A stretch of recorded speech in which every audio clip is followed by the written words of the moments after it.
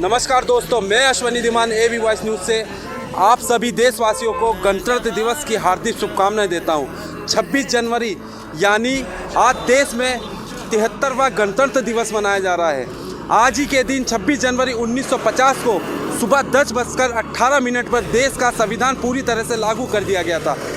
आज देश में उसी को लेकर आज़ादी का अमृत महोत्सव बड़े हर्षोल्लास से मनाया जा रहा है और हम एबी वॉइस की पूरी टीम आपको उसी से जुड़ी खबरों से रूबरू कराएंगे। जय हिंद, जय भारत।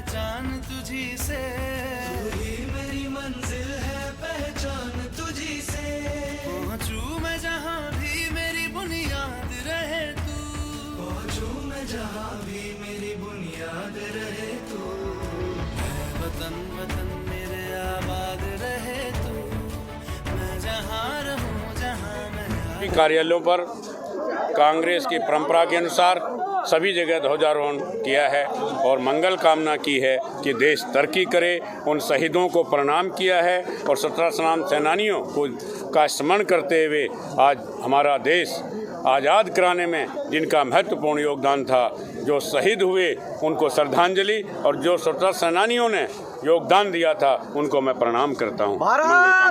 इससे बड़ा पर्व देश के लिए हो नहीं सकता।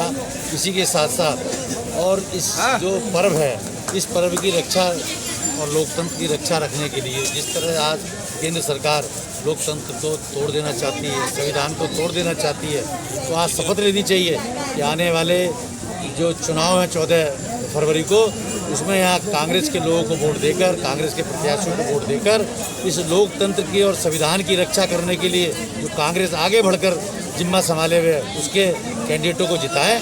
तो अगर कांग्रेस मजबूत होगी प्रदेश में और देश में तो निश्चित लोकतंत्र भी बचेगा और संविधान भी बचेगा। इसी के साथ में एक बार फिर गणतंत्र दिवस की गंगा के तट पे कांग्रेस ने यहाँ पर जो है 73वां गणतंत्र दिवस मनाया। सबसे पहले तो मैं सभी हरिद्वार वासियों को बधाई देता हूँ और आज के दिन को हमें जो है बढ़ चढ़ कर मनाना चाहिए, गुणगान करना चाहिए। हमारे शहीदों ने कुर्बानियाँ देकर आज का दिन हमें नसीब कराया है और आज के दिन हमारे संविधान लागू हुआ था और हम संविधान पे चलें, संविधान में जो बातें लिखी हुई हैं उनका अनुसरण करें। आज के दिन में जो है हमारे देश में भाईचारा बना रहे, हमारा देश खुशहाल हो और तरक्की करे, शिक्षा, रोजगार और जो है अस्पताल वगैरह ये सारी चिकित्सा सुविधाएं जो है हमारे देश में मिलें, गरीबों को मिलें, खासकर जो वंचित लोग हैं उनको मिलें। आज के दिन में ऐसी ही कामना जो है ईश्वर से करता हूँ। राष्ट्रीय स्तर की बात करें, नहीं, राष्ट्रीय स्तर पे आज भारत बहुत मजबूत है। भारत पे एक से एक अत्याधुनिक जो है अस्त्र शस्त्र हैं, वायुयान है, बेड़ा है, हमारा सेना है। तो ऐसी धमकियाँ तो मिलती रहती हैं, ऐसी धमकियाँ बहुत देखी और जो है इससे बड़ा क्या उदाहरण होगा कि जो है भारत देश तो खुद गुलाम था।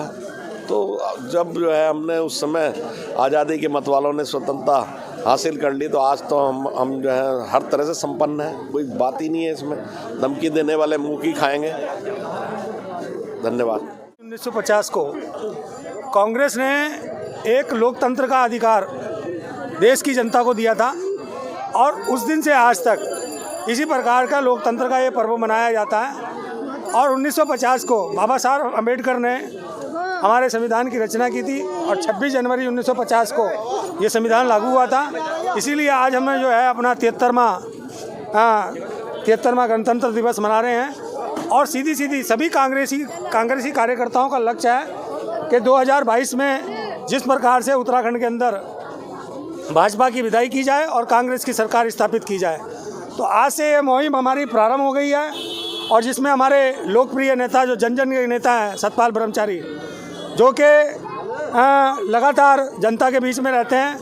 तो जिस प्रकार से हमने एक लक्ष्य निर्धारित किया है कि अब सब पे भारी सतपाल ब्रह्मचारी और निश्चित रूप से विश्वास दिलाते हैं कि जिस प्रकार से पूर्व में उन्होंने नगर पालिका फतेह की थी, इसी प्रकार से वो हरिद्वार विधानसभा भी फतेह करेंगे और 26,000 वोट से मैं दावा करता हूँ इस बात के लिए कि 26,000 वोट से जो है सतपाल ब्रह्मचारी जो है इस चुनाव को जीतेंगे।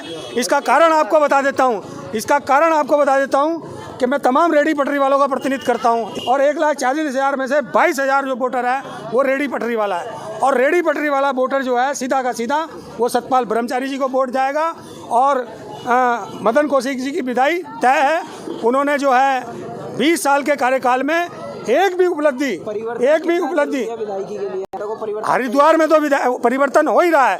उत्तराखंड से भी मैं कह रहा हूँ कि भारतीय जनता पार्टी के से लोग जो है उसकी कुकर्मों से, उसकी रीति नीतियों से आहत हैं। और निश्चित रूप से मैं आपको विश्वास दिलाता हूँ कि उत्तराखंड से भी भारतीय जनता पार्टी की विदाई तय है।